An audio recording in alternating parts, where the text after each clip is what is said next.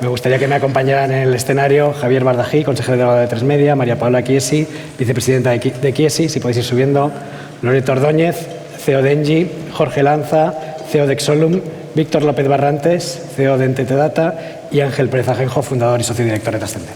Muchísimas gracias.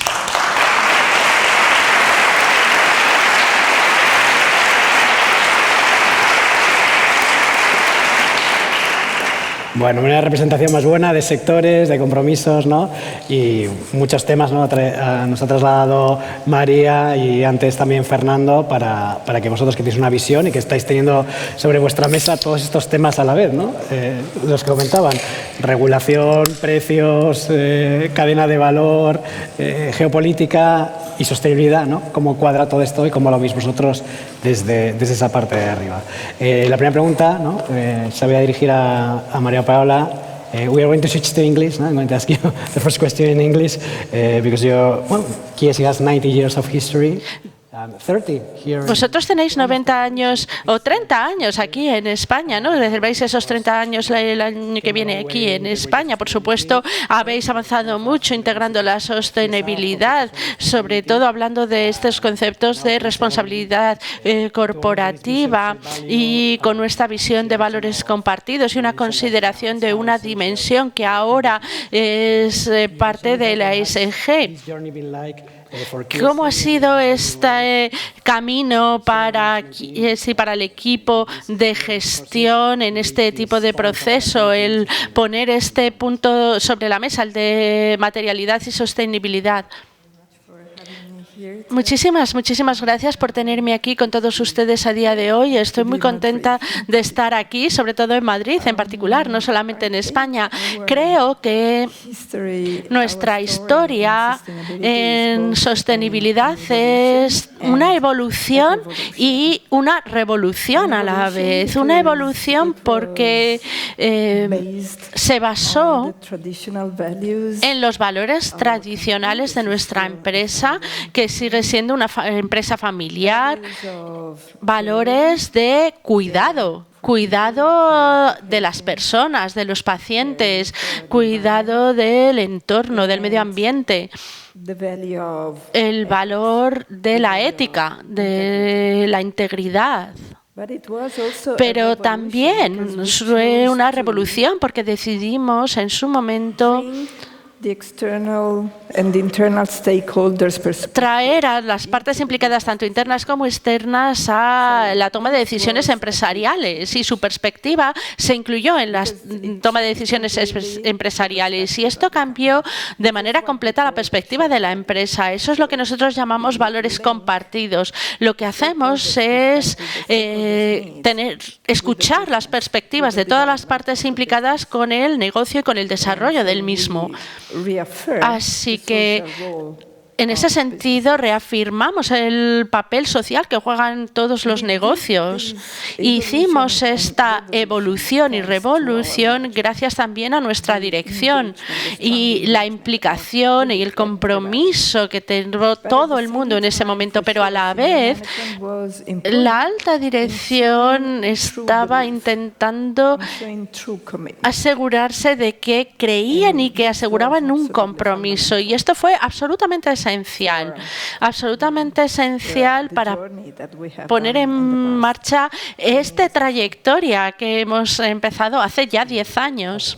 Desde luego, María Paula nos hace reflexionar sobre ese primer punto, ¿no? La evolución que hemos llevado hasta ahora y el compromiso. Estamos en un contexto, el sector energético, ¿no? Y lo compartiremos ahora también con Loreto a continuación, ¿no? Está en un contexto y, como os decía, llega a tu mesa, ¿no? Desde luego, una serie de toma de decisiones para hoy y para el futuro, ¿no? ¿Cómo estáis enfrentando en Exolum toda esta incorporación de la sostenibilidad? Bueno, lo primero, Germán, agradecerte la invitación a participar en este evento y daros la enhorabuena. Es la primera vez que participo y la verdad es que me he quedado impresionado aquí con el despliegue y la cantidad de personas y muy interesantes que tenemos. Bueno, empezaría mi intervención diciendo que ante los retos que que cada vez son mayores, tanto medioambientalmente como sociales en el mundo, el sector privado, y lo decía Fernando al principio, creo que tiene que tomar un papel más relevante, mayor. Muchas veces yo lo que veo es que los gobiernos pues, no tienen muchas veces ni los recursos y a veces hasta las capacidades, ¿no? Entonces sí que tenemos que dar un paso adelante, y en este sentido pues sí que he visto, tanto en mi compañía como todas, una evolución de lo que antes era puramente filantropía a lo que luego se llamó la RSC, y ahora estamos ensanchando esa responsabilidad corporativa, pues ya no más allá del stakeholder tradicional, que era el accionista, a la sociedad en la que operamos, el ecosistema del que formamos parte, ¿no? Tenemos que tener decía Fernando, liderazgo responsable, pues totalmente de acuerdo. En ese sentido, en Exolum, yo por lo menos cuando me planteo la agenda que ahora llamamos ESG, pero yo no la diferencio del resto de la agenda de la compañía, la primera pregunta es ¿para qué estamos? ¿Qué hace Exolum? ¿Para qué está y qué contribución va a hacer? Y de esa manera, ¿cómo podemos con esa sociedad pues, tener un impacto mayor? Y bueno, para los que no conozcáis Exolum, nos dedicamos principalmente al transporte y almacenamiento de combustibles, de productos químicos en varios países del mundo. Y bueno, nuestro propósito es a futuro contribuir a la sociedad pues desarrollando y operando las infraestructuras que van a requerir la movilidad y la industria del futuro. La movilidad, que es responsable de un número gordo en el mundo, pues 28 o 30% de las emisiones de CO2. Entonces ahí creo que podemos hacer una contribución importante. Cuando la pregunta de cómo imbricamos los temas ESG en la estrategia, nosotros cuando en el plan estratégico lo diseñamos, el que está ahora en marcha hace 3 años, la primera pregunta es ¿qué hacemos? Y ahí pues hay, como decía, mucha parte, que es la de descarbonizar la movilidad de la industria, y otra parte es cómo hacemos las cosas.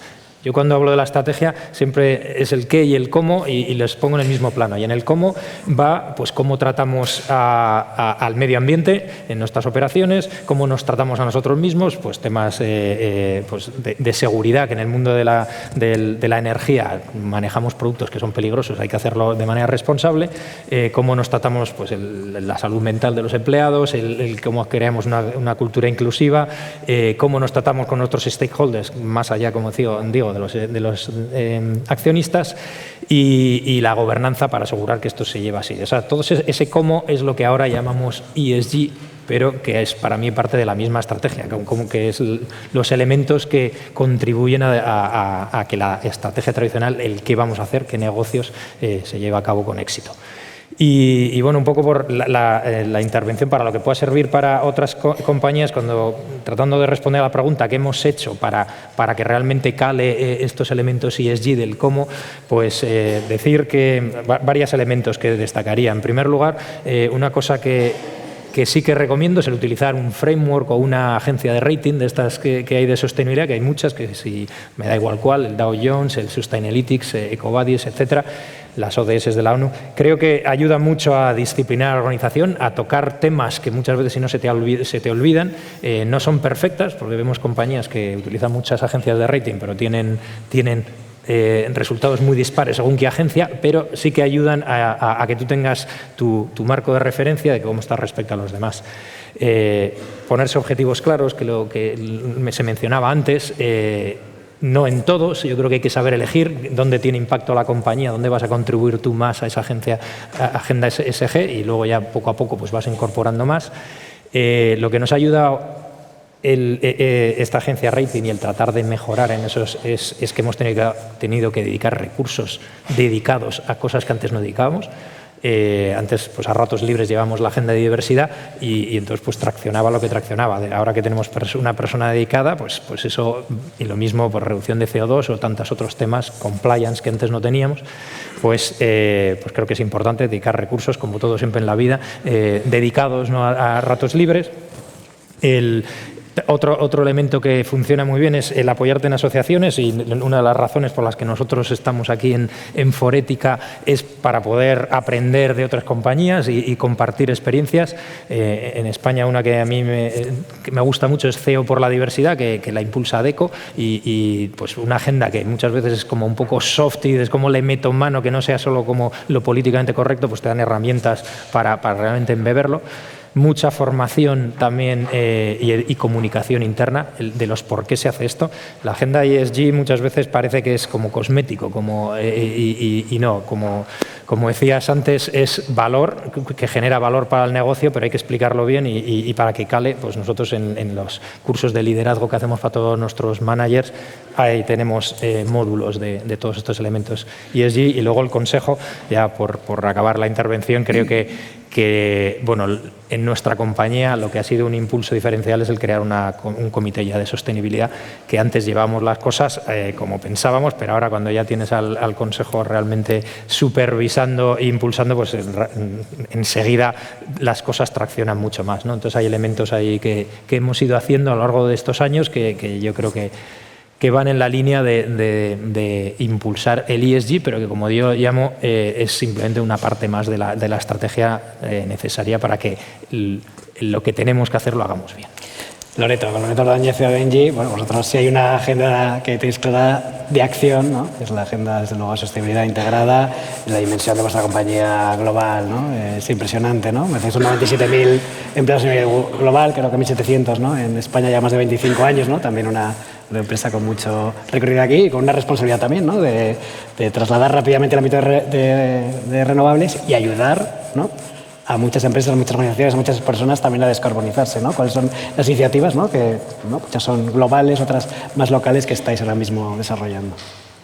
Totalmente, totalmente. Bueno, Germán, primero muchísimas gracias por invitarnos un año más.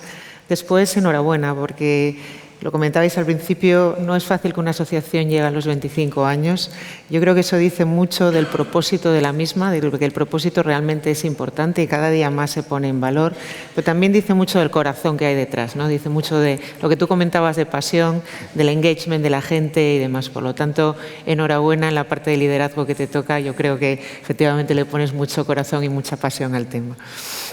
Engie es una compañía energética. Para los que no la conocéis, Engie es una compañía francesa que surge de la fusión de dos grandes grupos empresariales que se dedicaban al negocio de la energía. Por un lado, con un corazón muy gasista, porque era la antigua Gas de France, y luego, por otro lado, con un corazón, digamos, más industrial, más energético en un sentido más amplio, que era el Grupo Suez.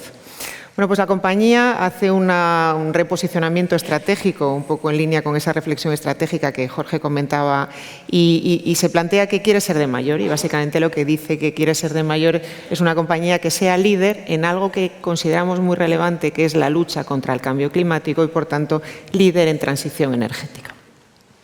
Y eso os podéis imaginar que una compañía que tiene un corazón gasista, el mayor midstreamer de gas en Europa, entre otras cosas, supone un ejercicio de rotación, de transformación de la compañía, de rotación de activos muy importante. Ese planteamiento estratégico se hace en su momento y se empieza, lógicamente, a trabajar en cómo rotar activos y cómo declinar capital fundamentalmente en toda la actividad descarbonizada, en toda la actividad renovable. Pero, de alguna manera, yo creo que esa visión estratégica que en ese momento proyectamos como utility, yo creo que en los últimos años se confirma que tiene muchísimo valor. Yo creo que la crisis sanitaria y la crisis geopolítica que hemos vivido de una manera internacional demuestra que el hecho de tener más energía verde, energía más descarbonizada, energía más local, pone de alguna manera en valor cosas como la autonomía energética, la soberanía energética y la necesidad de tener esa energía verde. Por tanto, no había discusión a más con ese plan estratégico. Ese plan estratégico luego, lógicamente, se declina en cada uno de los países teniendo en cuenta la situación de cada uno de los países. Y por hablar de España, que es donde estamos, pues lógicamente en España vivimos además en una situación en la que tenemos, lo decíamos al principio, lo decía María, que tenemos posiblemente uno de los planes nacionales de energía y clima, yo no lo voy a decir más difíciles, pero por lo menos más challenging, más desafiantes cuando lo miras con el resto de Europa, en términos de cómo seguir incorporando energía renovable al sistema. Y en ese sentido, nosotros lo que venimos haciendo en los últimos años, en los últimos, diría, 4 años, hemos venido desplegando entre España y Portugal prácticamente 5.000 millones de euros de capital solamente en renovable. Es decir, solamente invertimos mayormente en tecnologías eólicas, tecnologías fotovoltaicas o tecnologías hidráulicas. Os podéis imaginar que tenemos lógicamente un plan a día de hoy de seguir invirtiendo a más. ¿Y cómo invertimos? Que es una cosa muy importante. Nuestras matrices de decisión a la hora de invertir tienen esa doble materialidad. Desde luego, por un lado, miramos la parte económica, que es muy importante. Lógicamente, tenemos al final unos accionistas a los que hay que darles un retorno aceptable, unos dividendos aceptables.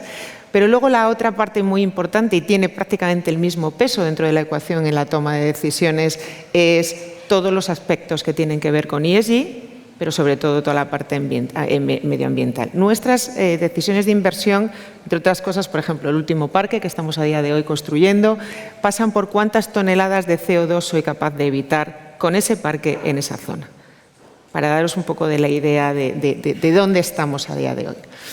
Segundo tema importante es que en esa visión estratégica de cómo nos proyectamos a largo plazo, nosotros vimos no solamente esa necesidad de lucha contra el cambio climático y esa necesidad de accionarla desde las grandes compañías, sino vimos una cosa muy importante, que esto no se puede quedar únicamente en las grandes utilities. Esto hay que permearlo, o sea, es una labor conjunta de todos los stakeholders, de toda la sociedad. Entonces, pensamos que hay una parte muy importante de nuestro negocio que tiene que ver con cómo ayudar a nuestros clientes industriales, como tú lo decías en un momento determinado, a definir esa ruta a la descarbonización, que no pasa ni más ni menos que cómo encapsulamos todo ese conocimiento que tenemos como utility a la hora de rotar nuestro portfolio y ponerlo a disposición de nuestros clientes industriales para definir esa ruta. Y en España tenemos la mayor termosolar para uso industrial. La hemos puesto nosotros en España con Heineken, transformación de calderas típicas de gas a calderas de biomasa en grandes clientes industriales, Kao, Alier. También el uso de infraestructura energética eficiente, también en consumos de retailing, en consumos del sector terciario, a través de redes de calor y frío masivamente. Por tanto, vemos ese layer de cómo me descarbonizo y ese layer de cómo descarbonizo a terceros. La transición energética no se improvisa y, lógicamente, tú no pasas de ser térmico, decía María, éramos muy térmicos hace 25 años y yo empecé mi carrera profesional siendo muy térmica a siendo renovable. Entonces, nosotros trabajamos también ahora en una cosa que llamamos la resiliencia energética y es decir, oye, ¿cómo soy capaz de ir acoplando muchas tecnologías renovables que están muy desarrolladas a día de hoy desde un punto de vista de madurez tecnológica, pero al mismo tiempo balanceando la sostenibilidad y la flexibilidad del sistema y manteniendo otras tecnologías poco emisoras en CO2. Y el último aspecto en el que trabajamos mucho es esta idea que comenté al principio, es el reto es tan grande, el reto del cambio climático es tan grande que yo creo que no se puede quedar únicamente en gobiernos, que yo creo que a día de hoy en Europa todos estamos bastante concienciados, en administraciones públicas o incluso en grandes corporaciones. Yo creo que hay que permearlo, no solamente permearlo en pequeñas empresas, como decía María antes, sino también permearlo a la sociedad civil. Nosotros montamos hace unos años un observatorio para la energía y clima en España que tiene una labor de divulgación de, oye, ¿cuáles son las consecuencias del cambio climático? ¿Qué tenemos que hacer de alguna manera ese mapa de stakeholders y que también tiene que ver con la sociedad civil? Y vamos recolectando datos, lo hacemos con la agencia de Demoscopia, estos GAT3, que hace una encuesta anual y vamos viendo cómo la sociedad española ve cómo avanzamos en transición energética. Y os daré 3 o 4 datos que creo que son importantes. Primero, 3/4 partes de la población ha cambiado de alguna manera sus hábitos de consumo en mayor o menor escala, apostando por la sostenibilidad. Por lo tanto, está ya metido en la conciencia social de la sociedad. Segundo tema que la sociedad civil ve en España es que la transición energética y la lucha contra el cambio climático tiene que ser liderada por las grandes corporaciones energéticas. Ahí nosotros estamos trabajando masivamente, no solamente en descarbonizarnos, sino, como te decía, en descarbonizar a terceros. Tercer tema importante es que de repente en las últimas encuestas aparece la biodiversidad. Oye, esto es no solamente que quiero que luches contra el cambio climático, sino que quiero que pongas proyectos renovables que además tengan poco impacto en los territorios y además preserves la biodiversidad en esos territorios.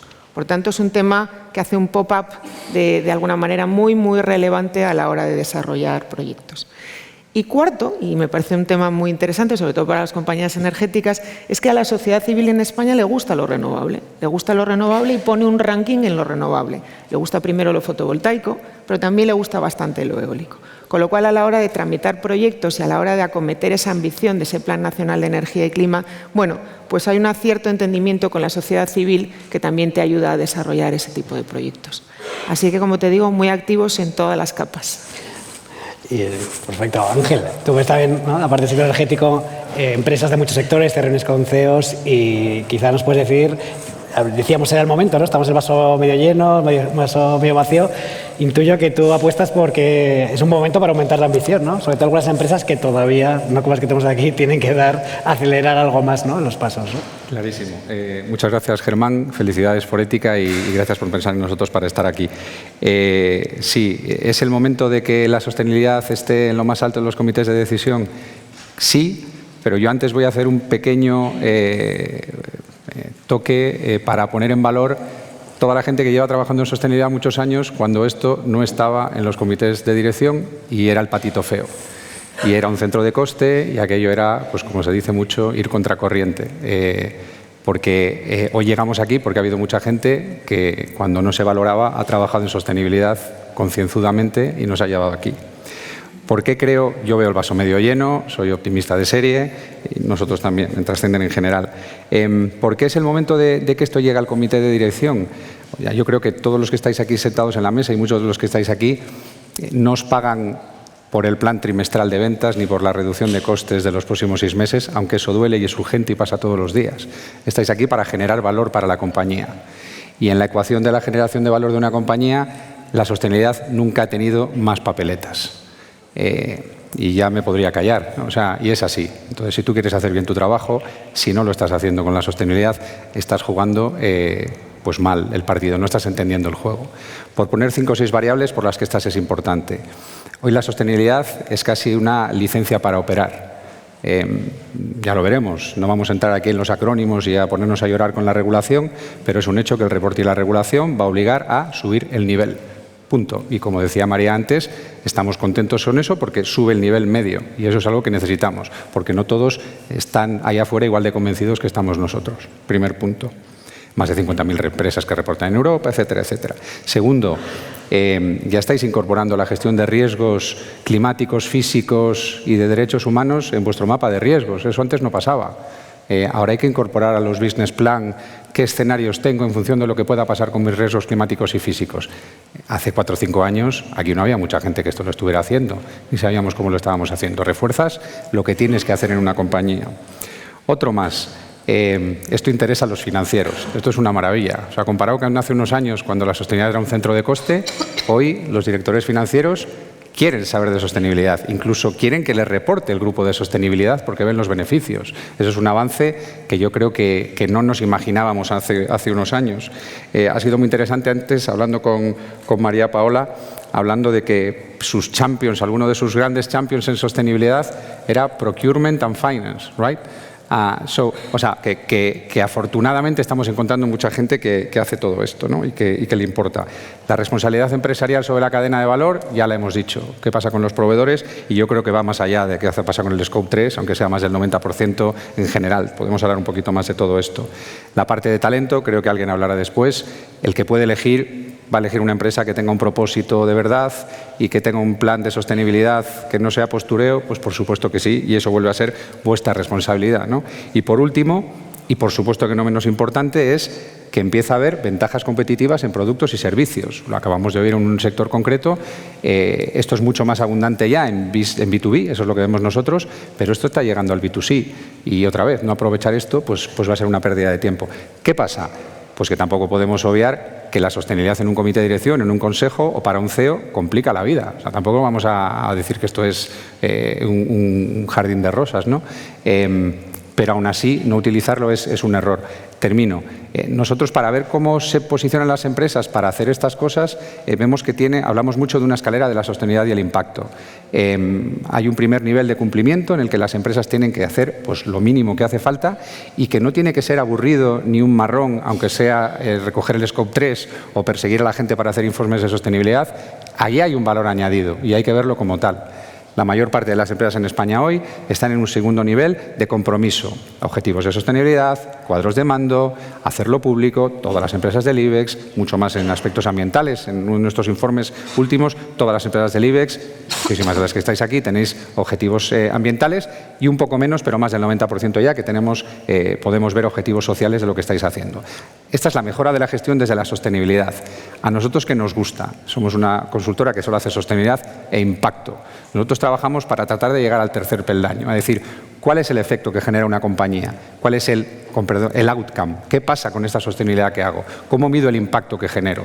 Y cómo, si me creo que tengo una responsabilidad desde lo que me dedico, soy capaz de trabajar proactivamente para generar un impacto neto positivo, que cada vez se puede medir más y cada vez se puede poner en valor en justicia sobre lo que estás haciendo.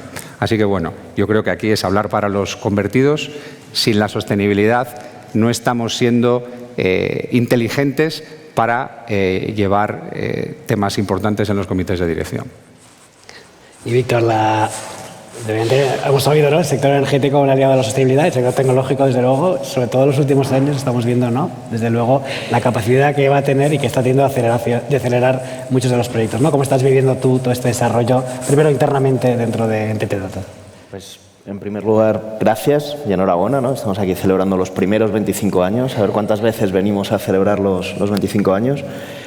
Resuenan muchas cosas, a pesar de que venimos de sectores distintos, resuenan muchas cosas de lo que hemos ido comentando, ¿no? Yo creo que principalmente desde la alta dirección dos retos principales. Uno es que sea real, ¿no?, este postureo del que hablábamos, de que no se quede solo en tener un departamento de ESG que está un poco aislado, ¿no? Hay que dotarlo de presupuesto, hay que dotarlo de equipo, hay que dotarlo de las palancas para que pueda traccionar al resto de la compañía, hay que darle su rol dentro del comité de dirección. Lo tengo por aquí a Mariaje como directora, que estará encantada de que diga esto también en público.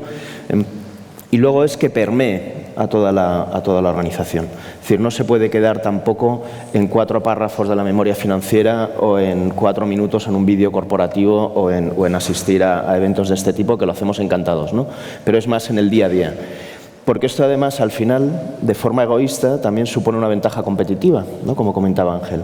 Nosotros somos, todas las consultoras, intensivas en talento. La guerra por el talento es feroz a todos los niveles. Bueno, pues, y no solamente lo vemos nosotros, sino que también lo dicen los analistas, como Gartner, más del 70% de los empleados valoran como palanca de atracción de talento y de engagement de ese talento el que realmente la compañía sea sostenible. Nosotros, en el tema de la sostenibilidad, sobre todo somos muy activos. Por supuesto, hay impactos medioambientales clarísimos. El tema de la compliance, oye, pues es un pase, ¿no?, digamos, que hay que tener. Pero queremos ser muy activos y muy responsables en la parte social, porque al ser tener tanto impacto en el talento como tenemos, ¿no? Nosotros, por ejemplo, 21.000 en España, 40.000 en todo nuestro clúster, incluyendo Iberoamérica, pues tenemos mucho impacto directo en el talento, en nuestra gente, en nuestros clientes, en los empleados de nuestros clientes con los que trabajamos y en los clientes de nuestros clientes.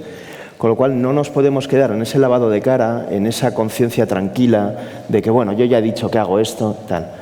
¿Cómo conseguir que eso permee? Lo decía Jorge y Loreto también abundaba en la misma idea. Yo creo firmemente que las preguntas adecuadas cambian el mundo o tienen el poder de cambiar el mundo. Entonces, cuando tú en un comité de dirección o en los business review que haces con cada área haces la pregunta adecuada y estás abriendo un debate, estás marcando un objetivo, ayudas a que luego toda la organización cambie, harás seguimiento de ese objetivo, pero sobre todo estarás generando esa transformación. Cuando tú preguntas, oye, ¿y por qué nuestras ejecutivas, cuando llegan a cierta edad y empiezan a tener hijos, abandonan la carrera ejecutiva y pasan a un segundo plano? ¿Qué no estamos haciendo bien? No, hay una gran autocrítica que nos tenemos que hacer nosotros también. Aparte de mirar hacia afuera, tenemos mucho que mirar hacia adentro. Oye, ¿por qué estamos trabajando con una compañía que no está pagando dentro del convenio? Hablando de los centros especiales de empleo, por ejemplo, ¿no?, cuando hablamos de compras como un habilitador también para el ESG. Cuando empiezas a hacer todas esas preguntas, y no las haces una vez, sino que lo vas haciendo en cada seguimiento, es cuando cambias el comportamiento y al final transformas realmente y traccionas a toda la compañía, ¿vale? Y eso ya está bien. Éticamente, yo creo que todos los de Forética estamos en esto convencidos, y lo hacemos por un convencimiento moral. tiene su ventaja también en términos de negocio. Es bueno para el negocio, porque la gente está más a gusto trabajando contigo y tener a la gente motivada en nuestro segmento es fundamental. Fantástico, ¿no? Esa mentalidad yo creo que la tenemos todos en el ámbito de sostenibilidad, ¿no? Y vosotros fundamentalmente nos la trasladáis, ¿no? De crecimiento continuo, ¿no? De retarse, ¿no? Internamente, ¿no? No en algunos aspectos en los que no competimos, ¿no? Sino que estamos retándonos, ¿no? Y luchando contra nosotros mismos para mejorar, y eso es fantástico, ¿no? Javier, terminamos esta primera ronda contigo, un placer, ¿no? Nos vimos hace un año y A3 Media, bueno, y sigue avanzando, como todos, un equipo fantástico con los que trabajamos en el día a día, en vuestro caso no solo el de sostenibilidad, sino también el que nos ha ayudado un año más a montar esto y hacerlo llegar a muchísima gente, ¿no? ¿Cómo has vivido, ¿no? Este año de evolución de sostenibilidad? ¿Cuáles son vuestras prioridades? ¿Qué estáis haciendo? Pues nada, la verdad que muchísimas gracias a Forética. Estoy totalmente de acuerdo con Germán, con Alfonso, que es reconocimiento, felicitación y sobre nosotros en A3 Media agradecimiento porque ya son varios años pudiendo colaborar con vosotros y con todos mis colegas.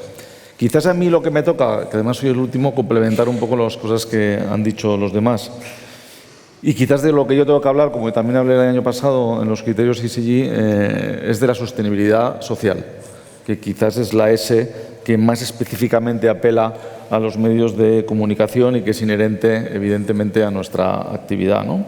Y nosotros, y no es una metáfora, somos conscientes de que nuestras emisiones afectan también a la sociedad en la que vivimos, ¿no? Y que efectivamente con nuestras informaciones, con nuestro entretenimiento, con nuestros colaboradores, con nuestros comunicadores, vamos dejando una huella de carbono ahí arriba en la sociedad, en cada uno de esos 18, 20 millones de espectadores oyentes que nos ven o que nos escuchan todos los días. Y por eso tenemos que hacer un modelo de contenidos responsables y por eso desde nuestros canales intentamos que no se incremente la polarización o la crispación, pero tampoco la ocultamos.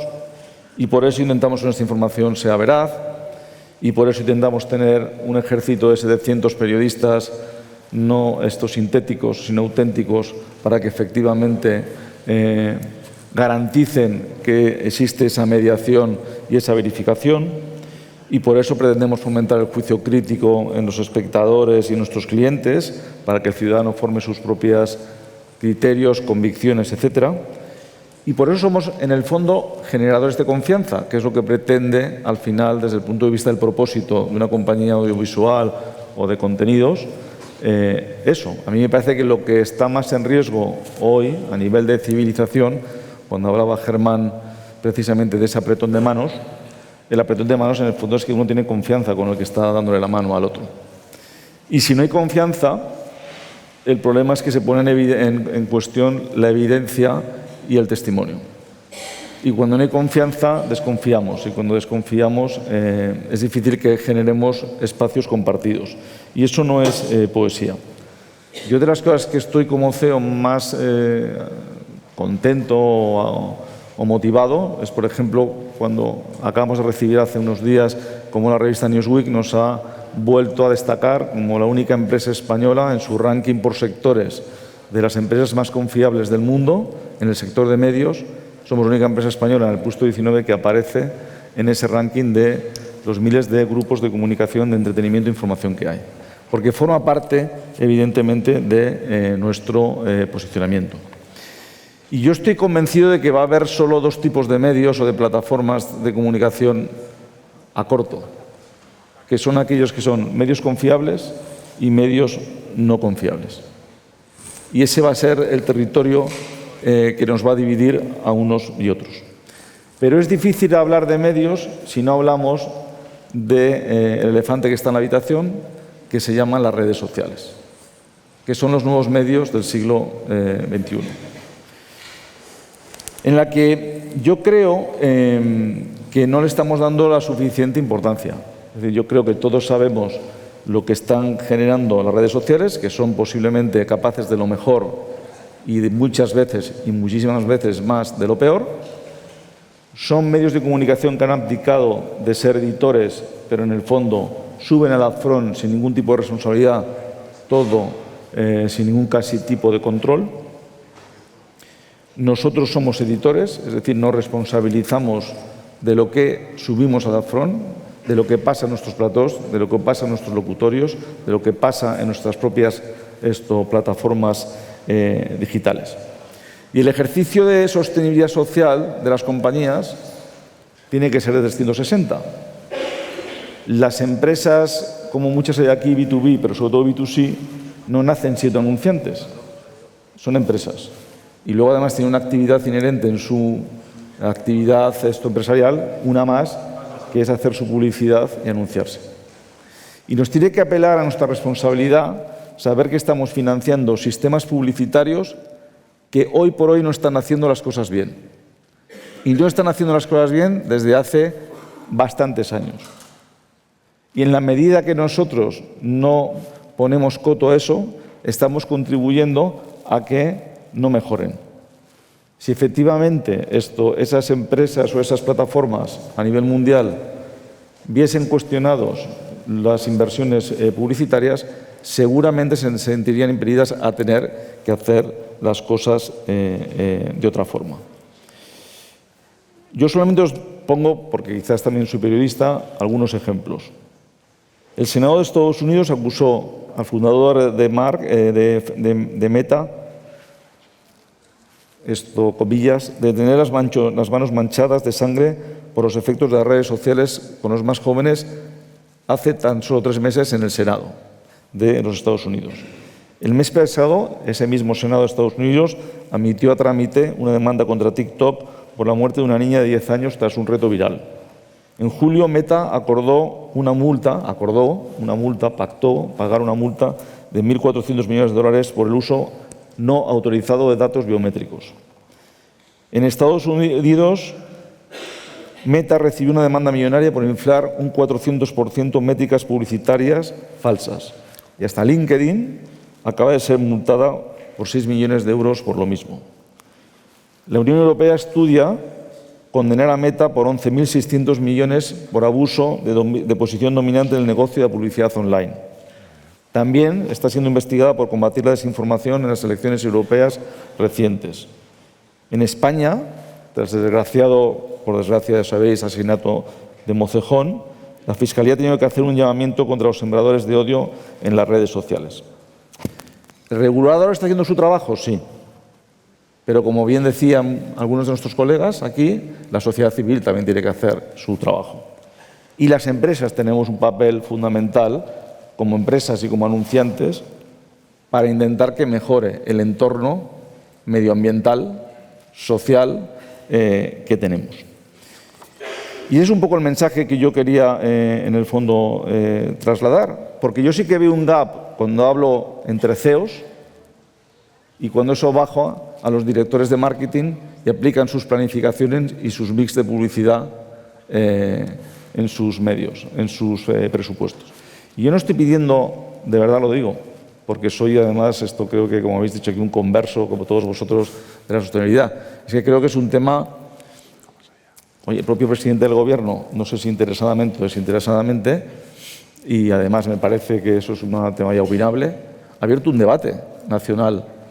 Quizás ahora no parece tan en boga, pero en el mes de julio sí que lo abrió, sobre la regeneración democrática.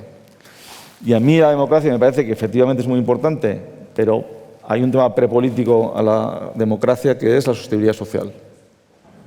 Es decir, cuando tenemos problemas de estándares de belleza, con nuestras hijas o cuando tenemos problemas de autodaños de niñas que están viendo vídeos en redes sociales, cuando nos estamos encontrando con problemas de salud mental brutales, cuando nos hemos encontrado con temas de bulos, de fakes, de polarización que evidentemente están fomentándose y se están reproduciendo y viralizando a una velocidad de la luz gracias efectivamente a las redes sociales.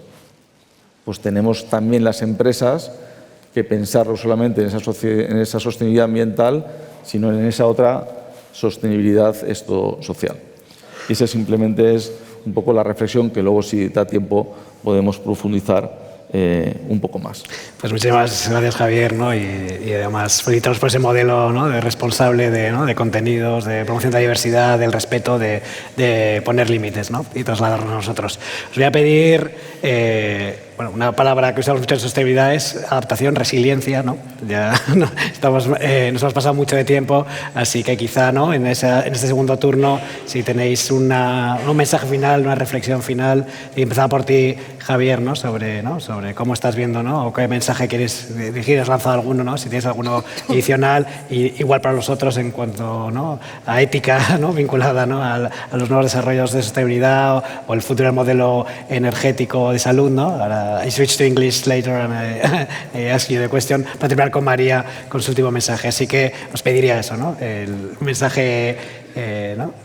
final para... Yo, sobre todo, el mensaje final es que tenemos que seguir trabajando, que creo que efectivamente tenemos que tener la sostenibilidad en el centro de nuestras operaciones y en el propósito de la compañía, que nosotros, oye, como representante, en este caso en esta mesa, más de medios de comunicación o de plataformas de comunicación, pues evidentemente sabéis que contáis con el Grupo A3 Media no solamente para hacer las cosas bien y también para escuchar las críticas, porque hacemos las cosas mal también y cometemos errores y tenemos que rápidamente corregirlos si los cometemos, pero también saber que somos un altavoz, un divulgador, un propulsor de todas esas prácticas que muchísimas de las compañías que están aquí hoy, por no decir la mayoría, estáis poniendo en marcha. Con lo cual nos tenéis que ver, por un lado, como un socio crítico, porque efectivamente también queremos poner el punto en algunas cuestiones que a lo mejor somos un poco incoherentes, todos como sociedad, pero por otro lado, sí saber que tenéis un aliado claro a la hora de fomentar, divulgar y transmitir los mensajes de las compañías que lo están haciendo esto bien y que además en España lo estamos haciendo específicamente, yo creo que de una manera muy positiva y por tanto tenemos que estar agradecidos sin caer nunca en la falta de esfuerzo, ¿no? Y que nos creamos que lo estamos haciendo todo maravillosamente. Pero bueno, yo creo que estamos muy bien posicionados para eso. Víctor, tu último mensaje, ¿no? También un compromiso ético, ¿no? Por parte del sector tecnológico. Muy telegráfico, un par de mensajes. Uno, es verdad, el compromiso con la sostenibilidad empieza en la alta dirección, tiene que estar empujado desde la alta dirección, pero tiene que inundar toda la compañía, tiene que permear toda la compañía como una marea positiva. ¿Vale? Ese es el primero. Y el segundo, agradeciendo el pie que me daba Javier respecto a la tecnología, la tecnología tiene el poder y la responsabilidad de transformar la sociedad, con lo cual su papel es, como habilitador, es crucial, pero no se debe hacer todo lo que la tecnología permite hacer, ¿vale? Y hay que tener mucho cuidado en cómo implementamos ciertos cambios tecnológicos. Ahora tenemos la suerte en España de que tenemos un ministerio, o sea, tenemos rango de ministerio como transformación digital, muchas consejerías, muchas agencias en los ayuntamientos. Está muy reconocido el papel de la tecnología en ese impacto social. Ese impacto debe ser positivo. No podemos dejar a nadie de atrás. Hay otras iniciativas, por ejemplo, el Grupo A3 Media, ¿no? Hablando en plata. Si dejamos la tecnología libre y no lo hacemos con un diseño adecuado, hay una gran parte de la población que se va a quedar fuera. Si no tenemos cuidado al acceso a contenidos impropios por parte de algunos colectivos porque no les estamos permitiendo identificarse bien, y la tecnología lo permite, eso es lo que hay que regular, estaremos haciendo un flaco favor a la sociedad y es cuando llegan los problemas mentales. Con lo cual, bueno, de nuevo también el guante de la tecnología, los consultores, podemos ser una palanca de cambio social. Tenemos una responsabilidad que tenemos que ejercer con autocrítica y, pues eso, con mucho commitment. Ángel, tu mensaje. Muy rápidamente. Dice John Elkington, decía antes de verano, conoces a John Elkington, uno de los padres de la sostenibilidad, que estamos llegando al fin del principio de la sostenibilidad. O sea, lo bueno empieza ahora, ¿vale? Con todo lo que hemos pasado. Nosotros vemos que cada vez hay más demanda de proyectos de valor desde la consultoría de sostenibilidad. Y son cosas aterrizadas. Y volviendo a qué preguntas haces cuando estás en un comité de dirección, ¿vuestra doble materialidad sirve para algo más que para reportar? ¿Os permite ahorrar un 20% en planes de sostenibilidad? Esas cosas pueden pasar. Hablando de ratings, Sustainalytics, 16.000 empresas en el mundo. La primera empresa de Sustainalytics del mundo es española, trabajando con rigor en ver cómo apareces en los ratings. La sostenibilidad te puede dar negocio. ¿Llevas a tu departamento de innovación elementos relacionados con sostenibilidad? Eso es lo que tienes que hacer. ¿Cómo mides el impacto? Lo siguiente que viene por delante es todo este tema de Impact Valuation. En España tenemos inversión de impacto por 400 millones con el FIS, que nos va a abrir una puerta para mirar las cosas adelante. Ese último peldaño, desde el compromiso, desde el cumplimiento del compromiso, el impacto, el futuro es eso. Y a nosotros nos encanta, porque nosotros como consultora nacimos para acelerar la transformación de nuestros clientes, para que genere un impacto positivo en la sociedad del planeta, reforzando su negocio. Así que miremos a la sostenibilidad con optimismo y demostrando que puede ser buena para el negocio de todos los sectores y las empresas que haya. Loreto, para una convencida que la inversión y sostenibilidad afecta a la cuenta de resultados, ¿no? ¿Cuál es tu mensaje? Yo fíjate que es muy difícil hablar en un foro en el que todos estamos de acuerdo, pero bueno, yo por dar el mensaje final, yo creo que no hay modelo de negocio a día de hoy sostenible que no incorpore de manera amplia los criterios de sostenibilidad. La sostenibilidad hoy en día tiene un impacto positivo en términos de competitividad, porque básicamente hace que todo el mundo repiense su modelo de negocio para ver e innove para ver cómo somos más sostenibles en todos los criterios del ESG. Posiciona mejor las empresas y, por tanto, una de las cosas que comentaba y, sobre todo, importante en consultoría, yo creo que en todos los sitios, no solamente en consultoría, es atrae más talento, porque sobre todo hoy en día las nuevas generaciones buscan ese propósito. Y luego, desde un punto de vista financiero, también merece la pena. O sea, hay muchísimo capital a día de hoy disponible en el mercado. Yo trabajo en un negocio de infraestructuras y es fácil encontrar capital para estructurar proyectos puntuales en ese negocio de infraestructuras cuando buscas proyectos sostenibles, proyectos renovables, pero también de una manera mucho más estructural. A día de hoy el capital en bonos verdes que se está moviendo en el mercado es importantísimo. Nosotros en el año 2023 levantamos casi 6 billones, 6.000 millones de euros de capital para llevar a cabo toda esa inversión en infraestructuras que estábamos comentando previamente. Por tanto, vuelvo a decir, creo que la sostenibilidad tiene que estar incorporada en los negocios a día de hoy si queremos negocios sostenibles yendo adelante. Jorge, también optimista con el papel de Exolum, ¿no?, en el futuro para avanzar en sostenibilidad. Bueno, un poco complementando, yo estoy en el mismo sector que Loreto, infraestructuras, energía, así como mensaje final, decir, la transición energética tiene que ser una transición justa y aquí abogo por un poco de pragmatismo. En el sector hablamos siempre de una cosa que se llama el trilema energético, que tenemos que conseguir que la transición se haga de manera que se cuide el medio ambiente, ese es el objetivo de la sostenibilidad, pero a la vez tenemos que garantizar el suministro de energía, algo que todo el mundo da por hecho cuando da el interruptor, pero con la guerra de Ucrania se ha puesto en evidencia que no es tan evidente. Y tercero, y súper importante, que sea asequible para el usuario final.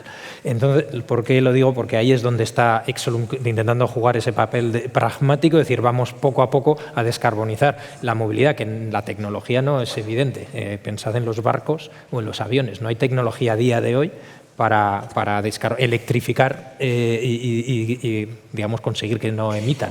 Pero sí que hay pasos que estamos dando desde Exolum a contribuir, como son los biocombustibles hechos a través de materias primas recicladas y que poco a poco van reduciendo la huella de carbono hasta que lleguemos a los combustibles sintéticos que poco a poco estamos evolucionando para que sean competitivos, que se hacen con hidrógeno y CO2, no emiten CO2 en el ciclo, y hasta que llegue un hidrógeno, un amoníaco, una solución totalmente descarbonizada. Eso hay que hacerlo paso a paso y por eso es una transición energética, no una revolución, y ahí estamos Exolum y tantas empresas del sector dando esos pasos poco a poco. Vale, Paola, we almost ran out of time, so we ask for a final message. Te pedimos un mensaje final, si quieres decirnos tu último mensaje, algo que nos queremos llevar o resaltar algunas de las cosas que haya impactado tu empresa. Bueno, pues considero que lo que es más importante que se puede aprender de nuestra experiencia es la integración que tenemos que integrar la perspectiva de todas las partes implicadas para poder generar nuevo negocio. Así que la sostenibilidad es negocio, la sostenibilidad es la estrategia, integrando las necesidades y perspectivas de todas las partes implicadas dentro de nuestra estrategia nos puede permitir desarrollar nuevas oportunidades de negocio. Podemos atraer talento, podemos motivar a la gente y podemos retener a proveedores y podemos generar nuevos productos. Así que lo que nosotros hemos hecho ha sido, en primer lugar, integrar de manera completa el plan de sostenibilidad estratégica dentro del plan a largo plazo de la empresa.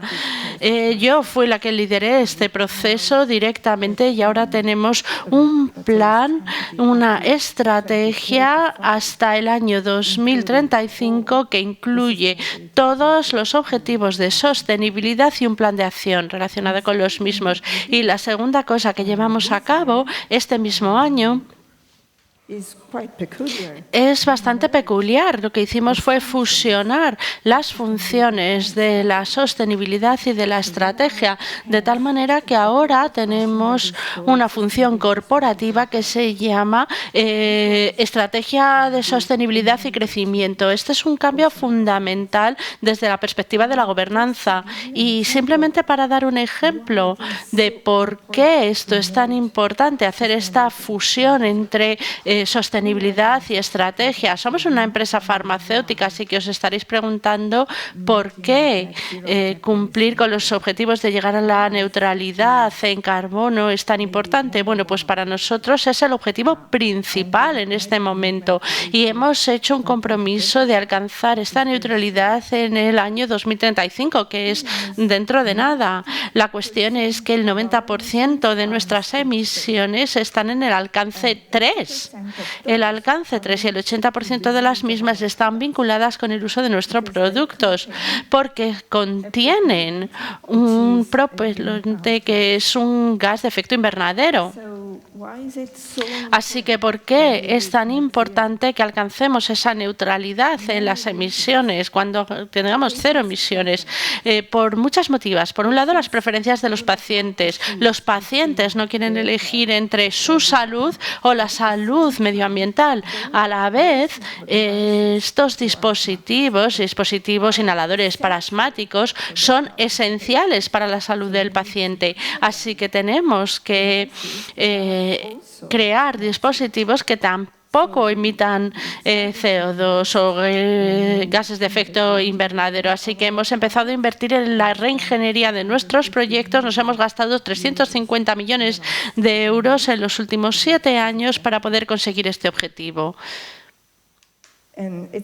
Y no es solo lo que tiene que ver con los pacientes, sino que las autoridades más tarde o más temprano van a exigir a los pacientes que se liberen de estos gases de efecto invernadero. Lo han pedido a las neveras y a los fabricantes de neveras y lo van a hacer también a los fabricantes de productos farmacéuticos. Así que nos vamos a quedar sin negocios si no vamos avanzando las cosas y adelantamos. Y el tercer elemento de nuestras emisiones del alcance 3 está en los proveedores y conocemos la cadena de valor, sabemos lo necesario que es invertir en esa relación que tenemos con nuestros proveedores, así que estamos formando a los proveedores y de hecho les damos una cierta financiación para que puedan hacer la transición que les lleve a dejar de emitir gases de efecto invernadero. Eso es todo lo que pensamos, que no solamente tiene que ver integrar sostenibilidad en el negocio, sino ser capaces de entender que la sostenibilidad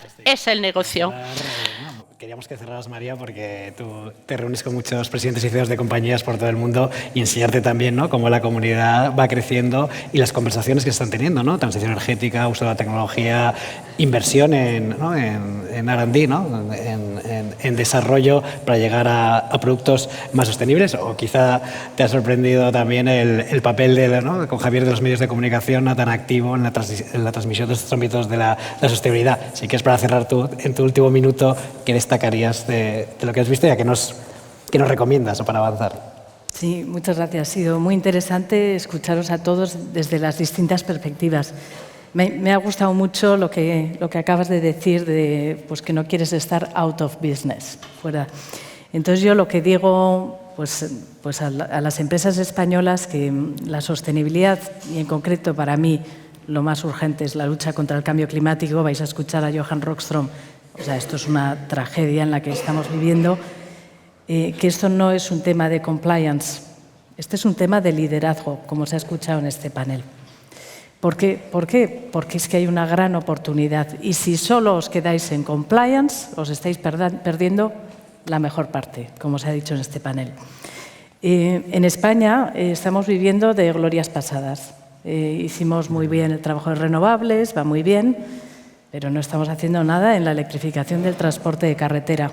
Y ahí hay una gran oportunidad de trabajar con el Gobierno para que esto sea un motor de crecimiento de la industria española. Si se es inteligente en cómo se hace transformación. Y no tenemos mucho tiempo, porque si no, otros lo van a hacer. Y luego está todo el tema de la industria verde, que con tanto recurso renovable pues hay una gran oportunidad en España de atraer industria intensiva en energía para que se instale en España.